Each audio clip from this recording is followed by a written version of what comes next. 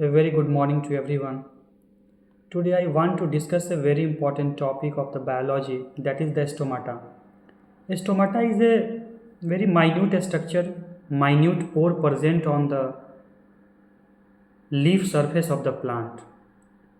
Majorly this is present on the leaf, but it also occur on the stem, but it is not present on the root. So there are very important function of stomata. The first important function of stomata is the gaseous exchange, and next is the water regulation. During the time of photosynthesis, you all of you know that the plant make food with the process of photosynthesis, and during the time of photosynthesis plant takes some raw material. That raw material is water, gas, carbon dioxide, and in the presence of sunlight plant make a food, glucose, and also produce oxygen as a byproduct. So this CO2 is a very essential raw material for the photosynthesis, and the CO2 is intake of plant with the help of stomata. Stomata is a route where CO2 enter first into the stomata and then goes to the chloroplast where the photosynthesis takes place. And after the photosynthesis, oxygen as a byproduct released from this stomata and enter to the environment. So for the gaseous exchange, stomata play a very crucial role for the plant. And other function of stomata is the water regulation. Water regulation by means of transpiration. Transpiration is a very important process of plant physiology, where losses of water from the aerial part of the plant as a water vapor form. So during the time of water loss from the plant, so overheating problem during the daytime, the dry condition, this plant tolerate the drought condition with the help of transpiration cooling. So transpiration cooling helps to prevent the overheating with the process of water regulation, means transpiration. So the two very important function of stomata, one is the gaseous exchange and other is the transpiration or water regulation. Because of that reason, stomata is a very important component for the plant. So basically there are two types of stomata seen in the flowering plant, dumbbell shaped stomata and bean shaped stomata.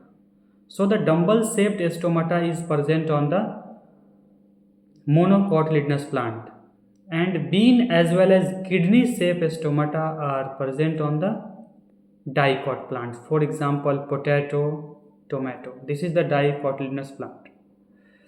And in case of rice, wheat, maize, the structure of stomata is dumbbell shape. So when we talking about the structure of stomata, there are guard cells. These guard cells make the stomata structure. The guard cells, subsidiary cells, epidermal cells.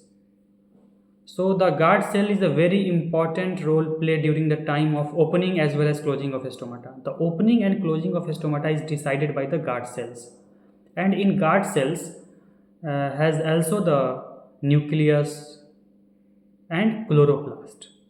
So this nucleus and chloroplast is also present in guard cells, and opening and closing of stomata is also decided by these guard cells. So you have all of you know that there are two types of stomata seen in the flowering plant. The dumbbell shaped stomata is present in monocot plant, and bean as well as kidney shaped stomata is present on the dicot plants. So when we talking about the distribution of stomata, where stomata is present, which part of the plant where stomata is highly seen. So according to this, I have also discussed the in case of monocot plant, the isostomata is present. Isostomatous stomata. Isostomatous stomata means both side the similar types of stomata are present. The same number of stomata present on the upper lip surface as well as the lower lip surface. In case of wheat, in case of rice, in case of maize, these are the monocot plant, and in case of monocot plant, isostomata is present. Iso means equal number of stomata present on the both the surface of the leaf. So the very good example of the isostomatous stomata is the maize, rice, wheat, and all the other monocot plants. Other is the amphistoma. What is the meaning of amphistoma? Amphistoma means this amphistomatous stomata seen in the dicot plants. In case of dicot plants, the more number of stomata present on the lower leaf surface as compared to the upper leaf surface. I again repeat the sentence because this is a very important term. Amphistomatous. Amphistomatous means the distribution of stomata, the number of stomata more on the under leaf surface, underside of the leaves as compared to the upper leaf surface. Okay. For example, mango, dicotyledonous plants, potato, tomato. These are the stomata. Other is the hyperostomatous. Hyperostomatous means where stomata is only present on the upper leaf surface, not present on the lower leaf surface. For example, lotus. The floating leaves were present. Those plants where leaves are floating on the water surface. For example, lotus plant. In lotus plant, the stomata are present on the upper side of the leaves. So the upper side of the leaves where stomata is present or seen, this type of stomata is known as hyperostomatous or epistomatous. Hyperostomatous or epistomatous. In case of hyperostomatous, stomata is not present on the lower leaf surface. And other is the hypostomatous. Hypostomatous means stomata is present on the only lower side of the leaves. For example, mango. In case of mango, the stomata is present on the only the lower side of the leaves, not present on the upper side of the leaves. Because of that reason, this type of stomata is known as hypostomatous.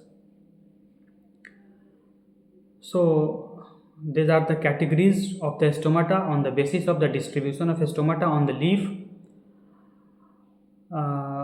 This is the other kind of stomata. This is the in the plant. This is the submerged plant. The submerged plant where the stomata is not present. The vestigial types of stomata, the rudimentary type of stomata where stomata is not present in the submerged plants, and also known as astomatous leaf where stomata is not present. So this is all about the stomata. So you have know that the stomata is a very important part. Important function of stomata is the gaseous exchange during the time of photosynthesis.